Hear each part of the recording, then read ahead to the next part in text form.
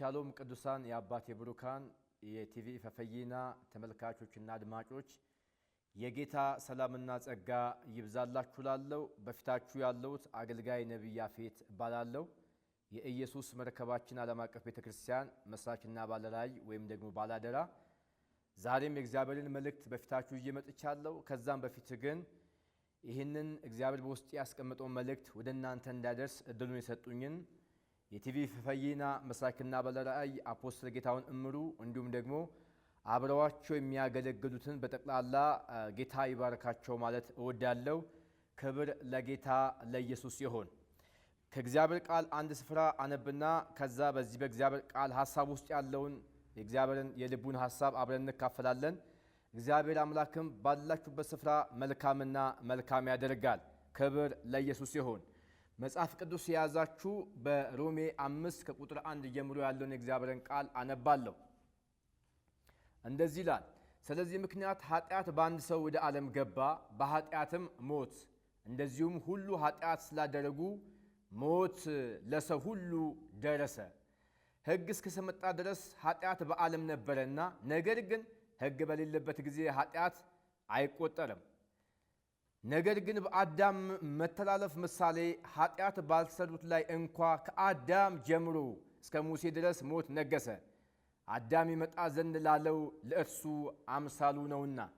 ነገር ግን ስጦታው እንደ በደሉ መጠን እንደዚያው አይደለም። በአንድ ሰው በደል ብዙዎች ሞተዋልና፣ ነገር ግን የእግዚአብሔር ጸጋና በአንድ ሰው በኢየሱስ ክርስቶስ ጸጋ የሆነው ስጦታ ከዚያ ይልቅ ለብዙዎች በዛ። በአንድ ሰውም ኃጢአት በማድረጉ እንደሆነው መጠን እንደዚያው ስጦታው አይደለም። ፍርድ ከአንድ ሰው ለኩነኔ መጥቷልና፣ ስጦታው ግን በብዙ በደል ለማጽደቅ መጣ ይላል። ክብር ለጌታ ለኢየሱስ ይሁን። ከኔ ጋር የእግዚአብሔር መንፈስ በያላችሁበት ስፍራ ቃሉን እንዲያበራላችሁ አጭር ጸሎት ከኔ ጋር አብረን እንጸልያለን። ክብር ለመድኃኔዓለም ይሁን። ሃሌሉያ። እግዚአብሔር አምላካችን ሆይ በጌታ በኢየሱስ ክርስቶስ ስም እናመሰግንሃለን። አሁን ደግሞ እኔ ጸልያለሁ። ጌታ ሆይ ይህንን ቃል በሚሰሙ በየትኛውም ስፍራ ያሉ ሴትና ወንድ ልጆች ዛሬ አዲስ ማስተዋል እንድትሰጣቸው እንድታነቃቸው በኢየሱስ ክርስቶስ ስም ጸልያለሁ። ይህንን ቃል ይህንን ድምፅ በሚሰሙት ላይ ሁሉ ጌታ ሆይ ያንተ ጸጋ ያንተ መልካምነት እንዲያገኛቸው በኢየሱስ ክርስቶስ ስም ጸለይኩኝ። ሁሉ ሲሆን ክብሩ ላንተ ይሁን። በኢየሱስ ጌታ ስም ብዬ ጸልያለሁ። አሜን። ክብር ለጌታ ለኢየሱስ ይሁን። ዛሬ የማካፍላችሁ እንዲህ በሚል ርዕስ ነው። በመወለድ ሞታችሁ በመወለድ ትድናላችሁ በሚል ርዕስ ነው የማካፍላችሁ። ደግሜ እናገራለሁ። በመወለድ ሞታችሁ በመወለድ ትድናላችሁ በሚለው እግዚአብሔር ሐሳብ አብረን የእግዚአብሔርን ሐሳብ እንካፈላለን። ክብር ለጌታ ለኢየሱስ ይሁን። አሁን ባነበብኩላችሁ የመጽሐፍ ቅዱስ ክፍል እንደተመለከትነው በአንድ ሰው ኃጢአት በአንድ ሰው በደል ምክንያት ሞት ወደ ሰው ልጆች ሁሉ እንደመጣ ሞት ወደ ሰው ልጆች ሁሉ እንደደረሰ የእግዚአብሔር ቃል የእግዚአብሔር ሐሳብ ይናገራል። እንዲሁ ደግሞ በአንድ ሰው በኩል ሕይወት ወይም ደግሞ ጽድቅ ወደ ሰው ልጆች በኩል ወደ ሰው ልጆች እንደመጣ እንመለከታለን። ክብር ለጌታ ለኢየሱስ ይሁን። እንግዲህ ሁለቱንም ነገር ሞትም የሚመጣው በመወለድ ነው፣ ሕይወትም የሚገኘው በመወለድ ነው። ክብር ለኢየሱስ ይሁን። ወደ ኋላ ልመልሳችሁ እፈልጋለሁ። እግዚአብሔር የሰው ልጆችን ሲፈጠር በመልኩና በአምሳሉ እንደ ምሳሌው እንደፈጠረ የእግዚአብሔር ቃል ይናገራል። በዘፍጥረት ምዕራፍ 1:26 ላይ ከዛ ጀምሮ የሰው ልጆችን እንደፈጠረ እግዚአብሔር ሐሳብ ይናገራል። ክብር ለመድኃኔዓለም ይሁን። እንግዲህ የሁላችንም ምንጭ የሁላችንም መነሻ የሆነው አዳም ነው። አዳም የተፈጠረው በእግዚአብሔር አምሳል በእግዚአብሔር መልክ ነው። በእግዚአብሔር መልክና በእግዚአብሔር አምሳል ተፈጥሮ እንዲበዛ እንዲባዛ እግዚአብሔር ለአዳም እንደነገረው በዛም ደግሞ ትእዛዝ እንደሰጠው የእግዚአብሔር ሐሳብ የእግዚአብሔር ቃል ያስተምረናል። ክብር ለኢየሱስ ይሁን። እንግዲህ ሞትም የጀመረው በዛው በአዳም ነው። በዛው ስፍራ ላይ ሞትን በዚህ በበላ ቀን ሞትን ትሞታለህ የሚል እግዚአብሔር ሐሳብ እንመለከታለን። ክብር ለጌታ ለኢየሱስ ይሁን። አዳምም የእግዚአብሔርን ሐሳብና ፈቃድ ትተው የሰይጣንን ድምፅ ሰምተው ከዛ አትብሉ ከተባሉት እንደበሉ መጽሐፍ ቅዱሳችን ይናገራል። በዚህም ምክንያት ሞት ወደ ሰው ልጆች እንደደረሰ የእግዚአብሔርን ሐሳብ እናገኛለን። በዘፍጥረት ምዕራፍ 3 ቁጥር 6 ጀምሮ ሞት እንደተጀመረ መጽሐፍ ቅዱሳችን ያስረዳል። ዘፍጥረት ምዕራፍ 3 ከ14 ጀምሮ ደግሞ የእግዚአብሔርን ቃል በእባቡ ላይ በሴቲቱ ላይና በአዳም ላይ በምድር ላይ የመጣውን እርግማን እናገኛለን ማለት ነው። እንግዲህ ከዛን ጊዜ ጀምሮ ከዛን ሰዓት ጀምሮ ሞት ወደ ሰው እንደገባ እንመለከታለን። ክብር ለኢየሱስ ይሁን። ስለ ሞት ስናነሳ እንግዲህ 3 አይነት ሞቶች እንዳሉ መጽሐፍ ቅዱሳችን ያስተምረናል፣ እንድታስተውሉ እፈልጋለሁ። ይሄኛው ምንድነው ቢባል መንፈሳዊ ሞት እንዲሁም ስጋዊ ሞትና የዘላለም ሞት ይባላል። ክብር ለኢየሱስ ይሁን። አዳምን ሞትን ትሞታለህ ባለው ሰዓት የሞተው መንፈሱ ነው። እግዚአብሔርን የሚመስለው እግዚአብሔር መልክ የሆነው መንፈሱ ነው።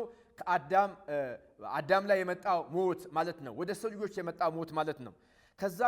ከዛን ሰዓት ጀምሮ የሰው ልጆች ሁሉ በሞት ቀንበር ስር ከእግዚአብሔር መንፈስ ተለይተው መኖር ጀመሩ ማለት ነው። መንፈሳዊ ሞት የሰው ልጆችን ሁሉ አገኛቸው ማለት ነው።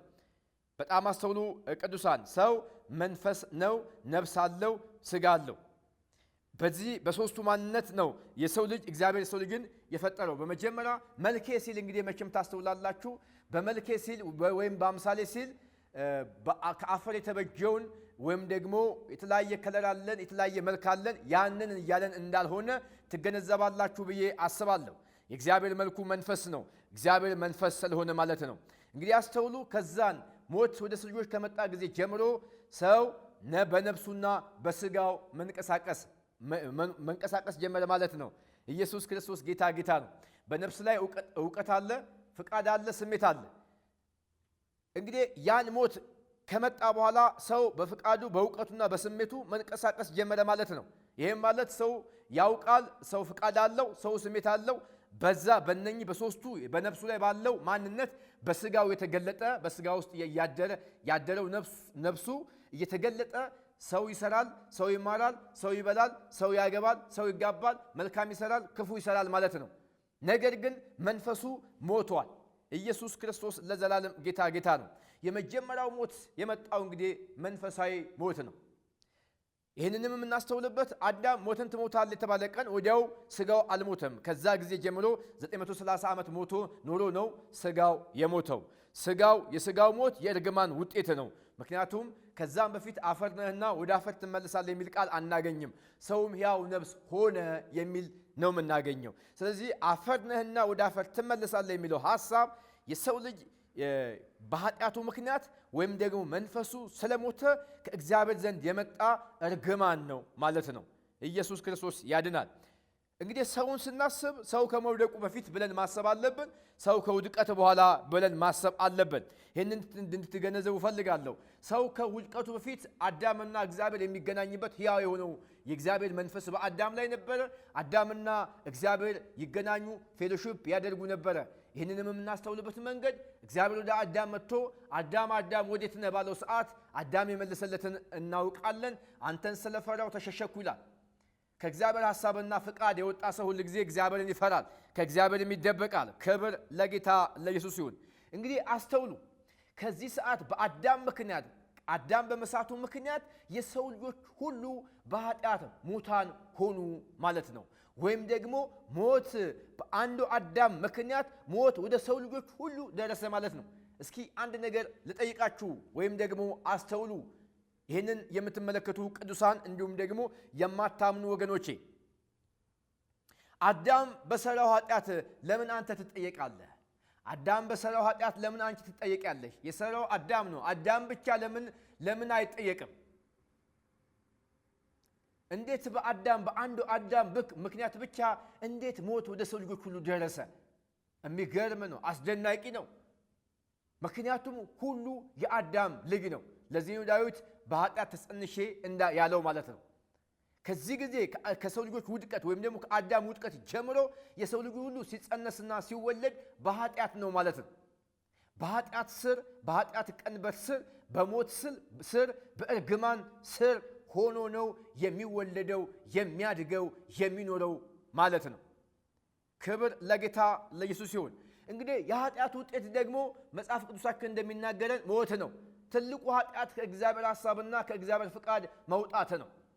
ትልቁ ኃጢአት በእግዚአብሔር ያለማመን ነው። ትልቁ ኃጢአት በእግዚአብሔር ሐሳብ ያለመታዘዝ ነው። ትልቁ ኃጢአት መግደልም አይደለም። ትልቁ ኃጢአት መዘሞትም አይደለም። ትልቁ ኃጢአት ማመንዘርም አይደለም። ትልቁ ኃጢአት መስረቅም አይደለም። ትልቁ ኃጢአት ከእግዚአብሔር ሐሳብ ፍቃድ ውጪ ሆኖ የአጋንንትን ሐሳብ ማስተናገድና ከመንገዱ መውጣት ነው። ሌላው ነገር ሁሉ የዛ የኃጢአት ውጤት ድርጊት ናቸው። የሰው ልጅ መንፈሱ ሙት ከሆነ በኋላ የሰው ልጆች ሁሉ ሙት ሆነው መወለድ ጀመሩ። ይሄም ማለት ከእግዚአብሔር ሐሳብ ጋር ከእግዚአብሔር ፍቃድ ጋር የሚገናኙበት መንፈስ የሆነው ማንነት በሰው ልጆች ላይ የለም ማለት ነው። በጣም አስተውሉ። እንግዲህ እግዚአብሔር መንፈስ ነው። ሰውም ሊያገኘው የሚችለው በመንፈሱ ብቻ ነው። ከዛ ጊዜ ጀምሮ ነው እንግዲህ ሞት ወደ ሰው ልጆች ሁሉ የደረሰው። በአንዱ አዳም ምክንያት ሞት ወደ ሰው ልጆች መጣ። ሞት ወደ ሰው ልጆች ደረሰ። ኢየሱስ ክርስቶስ ጌታ ነው። ማንኛውንም ሰው ሞት በአዳም መጣ ስንለው አንዳንዱ ሰው ፈጥኖ አዎ ያ አዳም ነው ብሎ አዳምን ይከሳል፣ ወይም ደግሞ ይሄ አዳም ነው ጉድ ያደረገን ብሎ ይናገራል። ግን አንድ ማስተውሉት ነገር ደግሞ አለ። ልክ ሞት በአዳም እንደመጣ ሕይወት ደግሞ በክርስቶስ ኢየሱስ መጥቷል ብለን ስንነግራቸው ወይም ደግሞ ስናወራ ይሄንን መቀበል ሰው ይከብደዋል። እነግራቸዋለሁ፣ በመወለድ የሞታችሁት በመወለድ ነው። በአዳም በመወለዳችሁ የሰው ልጆች በጠቅላላ ሙት ሆነዋል። ወይም ደግሞ በሌላ ቋንቋ ሙት ተንቀሳቃሽ። የማያምን ሰው መንፈሱ ሙት ነው፣ ነፍስና ስጋው ብቻ ነው ከሱ ጋር ያለው። በጣም አስተውሉ። ለዚህ ነው መጽሐፍ ቅዱስ ሲናገር እንደዚህ ይላል በአንደኛ ቆሮንቶስ 15:21 ላይ ሞት በሰው በኩል ይላል። ሞት በሰው በኩል ስለመጣ ትንሣኤ ሙታን በሰው ሆኗልና ሁሉ በአዳም እንደሚሞቱ ስንቱ ሁሉ በአዳም እንደሚሞቱ እንዲሁ ሁሉ በክርስቶስ ደግሞ ሕያዋን ይሆናሉ ይላል። ወገኖቼ ከአዳም በመወለዳችሁ ሁላችሁ ሙታን ናችሁ። ሁላችሁ ሞታችኋል። የሞታችሁት ከአዳም በመወለዳችሁ ምክንያት ነው። ክብር ለጌታ ለኢየሱስ ይሁን። በጣም አስተውሉ ቅዱሳን፣ በጣም አስተውሉ። ይህንን የምትመለከቱ ምናልባት ጌታ ኢየሱስ ክርስቶስን እንደ ግል አዳኛችሁ አምናችሁ ያልተቀበላችሁ ሰዎች በአዳም ምክንያት ሁላችሁ ሙታን ናችሁ፣ ወይም ደግሞ የሞታችሁ ናችሁ። ይህን የሚለው መጽሐፍ ነው እንዳነበብኩት ሞት በሰው በኩል ስለመጣ ይላል። ሁሉ በአዳም እንደሚሞቱ ይላል። ሁሉ በአዳም እንደሚሞቱ። ሞት በአዳም በኩል በመምጣቱ ምክንያት ሰዎች ሁሉ የራሳቸውን ፍቃድና ሐሳብ እንደፈለጋቸው ማድረግ ጀመሩ። ወይም ደግሞ የዚህ ዓለም አለቃና ገዢ የሆነው የአጋንንትን ሐሳብ እያስተናገዱ መንቀሳቀስ ጀመሩ ማለት ነው። ለዚህም ነው መጽሐፍ ቅዱሳችን ስንመለከት እዛው ዘፍጥረት ላይ ወንድሙን መግደል የጀመረው። በጣም አስተውሉ። ኃጢአት የሰው ልጆችን ሁሉ መቆጣጠሩን የምንመለከተው በዚህ ምክንያት ነው።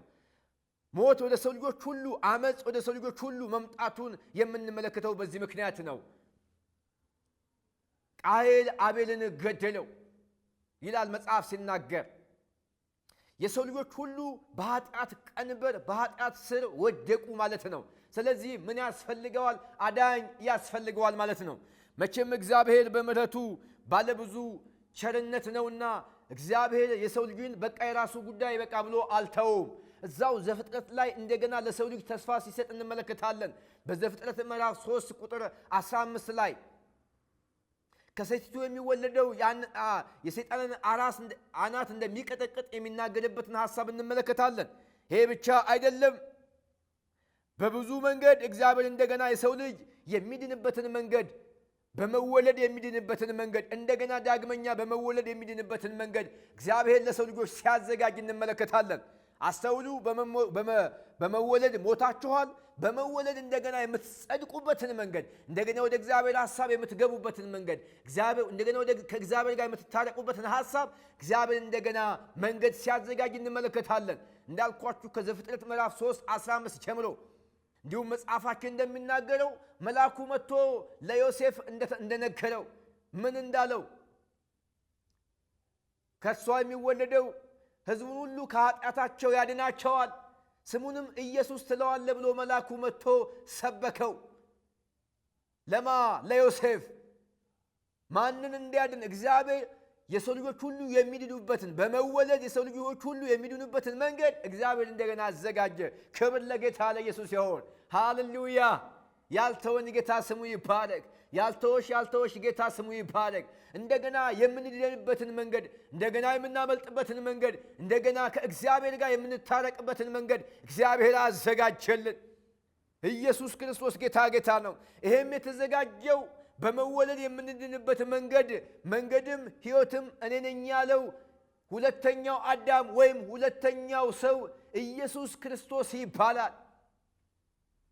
ፍጹም አምላክ ፍጹም ሰው የሆነው ጌታ ኢየሱስ ክርስቶስ እንደገና የምንወለድበት መንገድ፣ የምናመልጥበት መንገድ፣ የመዳኛ መንገድ ሆኖ ወደ ምድር እንደመጣ የእግዚአብሔር ቃል ይነግረናል። ክብር ለኢየሱስ ይሁን። ቅዱሳን በጣም አስተውሉ። ከውድቀት በኋላ እግዚአብሔር ብዙ ሰዎችን ወደ ራሱ የጠራበት ወደ ሐሳቡ ያመጣበት እንመለከታለን። እነዛ ሰዎች ሁሉ ግን እኛን አላደኑንም ወይም ደግሞ ሕይወትን አልሰጡንም፣ የመዳኛ ምክንያት አልሆኑንም። የመዳኛው መንገድ መምጫ ሆነው ሊሆን ይችላል እንጂ ፈጽሞ ሊያድኑን አልቻለም። በመጽሐፍ ቅዱሳችን ላይ ኖህ ብለን ልናነሳ እንችላለን። ኖህ ግን እውነተኛው አዳኝ ወይም መዳኛችን ማምለጫችን አልሆነም። ኖህ በዘመኑ ከጥፋት ውሃ ሰዎች የሚያመልጡበትን መርከብ ሰርቶ ሰዎችን አስመልጦ ሊሆን ይችላል። ግን እኔና እናንተ እንዳመለጥንበት እንደ ጌታ ኢየሱስ ክርስቶስ ኖህ አላስመለጠንም። እግዚአብሔር ምናልባት አብርሃምን ጠርቶት ሊሆን ይችላል። ግን አብርሃም ከአዳም የመጣውን ኃጢአት ሊያቆምልን አልቻለም። በመወለድ የሰው ልጆችን ሁሉ የሚያገኘውን ያንን ሞት ሊያቆመው አልቻለም አብርሃም። ይስሐቅም ያዕቆብም እንደዛ። ምናልባት አስደናቂ ታሪኮችን በመጽሐፍ ቅዱሳችን ላይ ልንመለከት ልናይ እንችላለን። በሙሴ መሪነት ምናልባት የእስራኤል ሕዝብ የኤርትራን ባህር ከፍሎ ተሻግሮ ሊሆን ይችላል። አስደናቂ ተአምራቶች ሆነው ሊሆን ይችላል። ምናልባት ሙሴ የእስራኤልን ሕዝብ ከግብፅ አውጥቶ ሊሆን ይችላል። ግን ከአዳም የመጣውን ኃጢአት ከአዳም የመጣውን በመወለድ የሚመጣውን ያንን ሞት ግን ሙሴ ከሰው ልጅ ላይ ሊያቋርጠው አልቻለም። ምናልባት ኢያሱን ልናነሳ እንችላለን። ከነዓንን አውርሶ ሊሆን ይችላል። ግን የዘላለምን ሕይወት አላወረሰንም።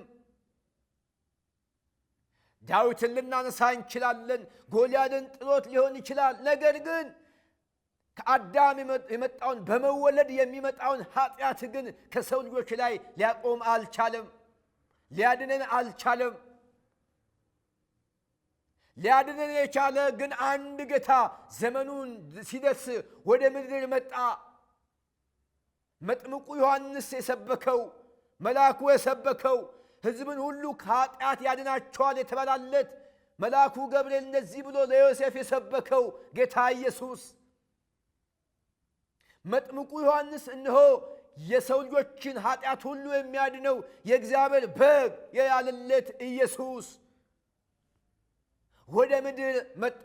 ወገኖቼ ነግራችኋለሁ፣ በመወለድ ሞታችሁ በመወለድ ትድናላችሁ። በመወለድ ጠፍታችሁ በመወለድ ትጸድቃላችሁ። በመወለድ ከእርግማን በታች ሆናችሁ፣ በመወለድ የኃጢአት ቁራኛ ሆናችሁ፣ በመወለድ የበሽታ እስረኛ ሆናችሁ፣ በመወለድ ግን ከበሽታ ነፃ ትወጣላችሁ። በመወለድ ግን ከኃጢአት ነፃ ትወጣላችሁ። በመወለድ ግን ከቀንበር ከየትኛውም ቀንበር ነፃ ትወጣላችሁ። ክብር ለጌታ ለኢየሱስ ይሁን። በጣም አስተውሉ ቅዱሳን። መጽሐፍ ቅዱሳችን ይህን ነው የሚያስረዳን። በአዳም ሞት እንደነገሰ ሁሉ በክርስቶስ ኢየሱስ ደግሞ ትንሣኤ ነግሷል። በአንዱ አዳም ምክንያት ሞት ነገሰ፣ ሞት ገዛ። ሞት የሰው ልጆችን አሸነፈ። ሞት የሰው ልጆችን ተቆጣጠረ። ነገር ግን ደስ ይበላችሁ እንደገና በመወለድ ግን ትንሣኤ በሰው ልጆቹ ላይ ሁሉ መንገስ ይችላል። ለዚህ ነው በመወለድ ትሞታላችሁ፣ በመወለድ ትድናላችሁ ያልኩበት ምክንያት። በአንዱ አዳም ምክንያት ያለመታዘዝ አመፅ በሰው ልጆቹ ላይ ሁሉ እንደደረሰ በሁለተኛው አዳም በክርስቶስ ኢየሱስ አማካኝነት ግን በሱ መታዘዝ ግን በመጀመሪያው አዳም ሞት እንደነገሰ በሁለተኛው አዳም ደግሞ ሕይወት ለሰው ልጆች በዛ ይለናል መጽሐፍ ሲናገር። ኢየሱስ ክርስቶስ ጌታ ነው። ሞት የተጀመረ ስንል ሞት የተጀመረው በኤደን ገነት ነው። ሞት የተጀመረው ስፍራው ኤደን ገነት ይባላል። ሞት የተጀመረው በዘፍጥረት ምዕራፍ 3:15 ላይ ነው። የሕይወት መንገድ ግን የጀመረው በተስፋ የተነገረለት እዛው ከዘፍጥረት ምዕራፍ 3:15 ጀምሮ እንመለከታለን። በጣም አስተውሉ ቅዱሳን። ታዲያ አማኝ ምን መሆን አለበት? ማመን አለበት። ያላመነ ምን መሆን አለበት? ማመን አለበት። ዳግም መወለድ አለበት። ሰው ዳግም የሚወለደው መቼ ነው? መጽሐፍ ቅዱስ እንደሚናገረን በዮሐንስ ወንጌል ምዕራፍ 1 ከቁጥር 12 እስከ 13 ጀምሮ ብታነቡት ታገኛላችሁ። በስሙ ለሚያምኑ ለእነሱ የእግዚአብሔር ልጆች የሆኑ ዘንድ ሥልጣንን ሰጣቸው ይላል መጽሐፍ ሲናገር። እነሱም ከእግዚአብሔር ተወለዱ እንጂ ይላል። አያችሁ፣ ሰው በመወለድ ሞቶ በመወለድ እንደገና ይጸድቃል። በመወለድ ሞቶ በመወለድ እንደገና ይድናል። የሚጀምረው መወለድ የሚጀምረው ወገኖቼ ከማመን ነው። እነሱም ከእግዚአብሔር ተወለዱ እንጂ ከደም ወይም ከሥጋ ፍቃድ ወይም ከወንድ ፍቃድ አልተወለዱም። ማንኛውም ሰው ዳግም ካልተወለደ በስተቀረ ሊድን አይችልም። ማንኛውም ሰው ዳግም ካልተወለደ በስተቀረ ከኃጢአት ቀንበር ሊያመልጥ አይችልም። ማንኛውም ሰው ካልተወለደ በስተቀረ ዳግም በመወለድ ውስጥ ያለው በረከት፣ ዳግም በመወለድ ውስጥ ያለው ሰላም፣ ዳግም በመወለድ ውስጥ ያለው ፈውስ፣ ዳግም በመወለድ ውስጥ ያለው በረከት ሊያገኛችሁ አይችልም። በመጀመሪያው አዳም ሞት፣ እርግማን፣ ጉስቁልና፣ በሽታ፣ ፍርሃት፣ ጭንቀት እንደመጣ ሁሉ በዳግም መወለድ ውስጥ ደግሞ ወገኖቼ በረከት አለ፣ ሰላም አለ፣ ፈውስ አለ፣ እረፍት አለ። ኢየሱስ ክርስቶስ ለዘላለም ጌታ ነው። ደስ ይበላችሁ። በመወለድ ሞታችሁ በመወለድ ትጸድቃላችሁ። በጣም ቅዱሳን አስተውሉ። ዳግም ስትወለዱ አዲስ ፍጥረት ነው የምትሆኑት። ለዚህ ነው ጳውሎስ በቆሮንቶስ ላይ ማንም በክርስቶስ ቢሆን አዲስ ፍጥረት ነው፣ እነሆ አሮጌው ነገር አልፏል ይላል። በዳግም መወለድ ውስጥ አዲስ ፍጥረት መሆን አለ። በዳግም መወለድ ውስጥ ሕይወት ማግኘት አለ። በዳግም መወለድ ውስጥ ወገኖቼ የትንሣኤ ሕይወት ተካፋይ መሆን አለ። በዳግም መወለድ ውስጥ በቀራንዮ መስቀል ላይ የተሰራው ሥራ ውጤት ሁሉ ወደ እናንተ ይደርሳል። ክብር ለጌታ ለኢየሱስ ይሁን። አስተውሉ ቅዱሳን። በአንዱ ሰው ምክንያት ሞት እንደነገሰ አሁን ደግሞ በሁለተኛው ሰው ወይም በሁለተኛው አዳም በክርስቶስ ኢየሱስ አማካኝነት ሕይወት ለሰው ልጆች ሁሉ በዝቷል። ክብር ለኢየሱስ ይሁን። ወገኖቼ በጣም እንድታስተውሉ ፈልጋለሁ። በሁለተኛው ዳግም ውልደት መጽሐፍ እንደሚናገረን ስለ ዳግም መወለድ ስናወራ መጽሐፍ እንደሚለን በዮሐንስ ወንጌል ምዕራፍ 3 ላይ እንደምንመለከተው ሰው ከመንፈስ ካልተወለደ በስተቀር ይላል።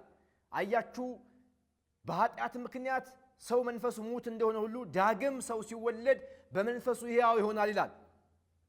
ይሄኛው ዘር ደግሞ የተለየ ዘር ነው። ከሰማይ ሰማያዊ ነው። ምክንያቱም ምድራዊው አዳም ከመሬት መሬታዊ ሲሆን ሁለተኛው አዳም ከሰማይ ሰማያዊ ነው።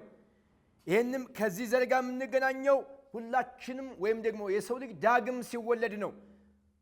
ዳግም በሚወለድበት ሰዓት ዳግም የሚወለድበት ጊዜ ክብር ለኢየሱስ ይሁን። አዲስ ፍጥረት ይሆናል። አዲስ ፍጥረት የሚኮነው በመወለድ ነው። በመወለድ ትድናላችሁ። አያችሁ፣ አስተዋላችሁ ቅዱሳን? በመወለድ እንደሞታችሁ ሁሉ ሰው በመወለድ እንደሚሞት ሁሉ በአዳም መወለድ እንደሚሞት ሁሉ በዳግም ውልደት በክርስቶስ ኢየሱስ ውልደት ዳግም ስንወለድ ሕያዋን እንሆናለን ማለት ነው። በዚያ ጊዜ የመጀመሪያው ሞት በሞት ይሸነፋል ማለት ነው። የመጀመሪያው ሞት በክርስቶስ ኢየሱስ ሞትና ትንሣኤ ይሸነፋል። መጽሐፍ እንደሚነግረን የዳግም ውልደት ወይም ደግሞ የሕይወት ጅማሬያችን የት ነው ሲባል በቀራንዮ መስቀል ላይ ነው በጎልጎታ የተፈጸመው። በጣም አስተውሉ። የመጀመሪያው ሞት ያገኘን በዘፍጥረት በኤደን ገነት በዘፍጥረት ምዕራፍ 3:7 ላይ ሲሆን ይሄኛው ደግሞ የምናገኘው በቀራንዮ መስቀል ላይ ተፈጸመ ካለ ጊዜ ጀምሮ ሰው በክርስቶስ ኢየሱስ ሲያምን ዳግም ይወለዳል ማለት ነው። ስለዚህ ዳግም ስትወለዱ ከሞት ታመልጣላችሁ፣ ከዘላለም ሞት ታመልጣላችሁ ማለት ነው። ኢየሱስ ክርስቶስ ጌታ ነው። ሕይወት ነው የሚያገኛችሁ ማለት ነው። በዚህ በዳግም ውልደት ውስጥ የሚሆንላችሁን ፈጠን ብዬ እናገርና በያላችሁበት ላላችሁ ቅዱሳን ለታመማችሁ ሁሉ ጸልያለሁ። ኢየሱስ ክርስቶስ ጌታ ነው። ሰው ዳግም ሲወለድ የሚሆነው የመጀመሪያው ነገር ከዘላለም ሞት ያመልጣል። ይሄ ነገር በጣም እንዳይቀልባችሁ። በዓለም ላይ ከተሰራው ትልቅ ሥራ ወይም ደግሞ ለሰው ልጆች ከተሰጠው ዋናና ትልቁ በረከት የዘላለም ሕይወት ነው። ብዙ ሰው ምድር ላይ ያለውን ነገር ሊቆጥር ይችላል፣ እንደ በረከት ሊያስብ ይችላል። ምናልባት ድሃ የሆነው ሀብታም ሲሆን ለሱ ትልቁ ነገር ያ ሀብት ሊሆን ይችላል። ምናልባት የታመመ ሲፈወስ የሱ ትልቅ በረከት ፈውሱ ብሎ ሊቆጥር ይችላል። ግን በጣም እንድታስተውሉ ፈልጋለሁ። የመጀመሪያው በዳግም ውልደት ውስጥ የምታገኙት የዘላለም ሕይወት የሚባለው ነው። ይሄ ሕይወት ከሁሉ ይበልጣል፣ ከሁሉ በረከት ይበልጣል። በሕይወታችሁ ላይ የሚመጣው ቀጥሎ በመወለዳችሁ ከምታገኙት ነገር ሁሉ የመጀመሪያውና ቀዳሚው ነገር ይሄ ነው። የዘላለም ሕይወት ታገኛላችሁ። ይሄ ብቻ አይደለም ግን እንድታስተውሉ ፈልጋለሁ። በዳግም ውልደት ውስጥ ጌታችን ኢየሱስ ክርስቶስ በቀራንዮ መስቀል ላይ በሰራው ሥራ አማካኝነት ወደ ሰው ልጆች የተለቀቀው በረከት ሁሉ ያገኛቸዋል። የተወሰነውን ለመናገር ያህል መጽሐፍ ሲናገር በመገረፉ ቁስል ተፈውሳችኋል ይላል። አያችሁ፣ ዳግም ስትወለዱ በዛ በመስቀል ላይ የተሰራው ሥራ ሁሉ ኢየሱስ ክርስቶስ የከፈለላችሁ ዋጋ ሁሉ እናንተን ያገኛችኋል ማለት ነው። አንደኛው በመስቀል ላይ የሰራላችሁ ነገር ቢሆን ፈውስ ነው ያመጣ ወደ ሰው ልጆች። መንፈሳዊ ፈውስ፣ አካላዊ ፈውስ፣ አእምሮአዊ ፈውስ፣ አስተሳሰባዊ ፈውስ ሁሉ በዛ መስቀል ላይ ተሰርቷል። በዛ መስቀል ላይ እርግማን ተሸንፈዋል። በዛ የመስቀሉ ሥራ ላይ ሰይጣን ተሸንፈዋል። ሞት ተሸንፈዋል። ጉስቁልና፣ ድህነት ተሸንፈዋል። በዛ ሥራ ያልተሸነፈ ነገር የለም። ሁሉ ተሸንፈዋል። ኢየሱስ ክርስቶስ ለዘላለም ጌታ ነው። ይህንን ግን የምታገኙት ዳግም በመወለዳችሁ ምክንያት ነው። ስለዚህ ቅዱሳን እነግራችኋለሁ፣ ዳግም በመወለዳችሁ ምክንያት ፈውስ ወደ እናንተ መጥቷል። ዳግም በመወለዳችሁ ምክንያት የዘላለም ሕይወት አግኝታችኋል። ዳግም በመወለዳችሁ ምክንያት ሰላም አግኝታችኋል። ዳግም በመወለዳችሁ ምክንያት በረከት አግኝታችኋል። ዳግም በመወለድ ምክንያት የእግዚአብሔር ልጅነት ሥልጣን አግኝታችኋል። ዳግም በመወለድ ምክንያት በጠላት ኃይል ላይ ሁሉ ሥልጣን ተሰጥቷችኋል። ስለዚህ አንተ አሸናፊ ነህ። ስለዚህ አንቺ አሸናፊ ነሽ። ይሄ ግን የተገኘው ዳግም በመወለድ ነው። በመወለድ እንደ ሞታችሁ በመወለድ ደግሞ ትድናላችሁ። ክብር ለኢየሱስ ይሆን። አሁን ከኔ ጋር በዚሁ መንፈስ እንጸልያለን። ክብር ለኢየሱስ ይሆን።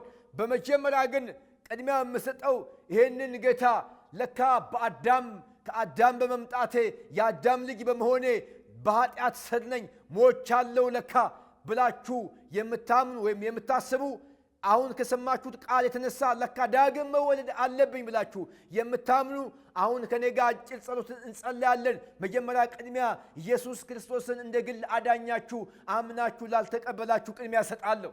ቀጥሎ ደግሞ ይህንን የምትመለከቱ በየትኛውም ስፍራ ላላችሁ ለታመማችሁ ለተጨነቃችሁ ሁሉ ጸልያለሁ። ለምድር ለኢትዮጵያ ለዓለም ጸልያለሁ። እግዚአብሔር ደግሞ መልካምና መልካምን ያደርጋል።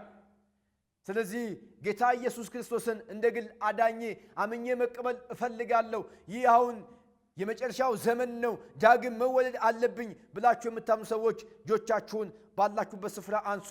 እኔ የምለውን አብራችሁ በሉ። እግዚአብሔር ሆይ አመሰግንሃለሁ በሉት።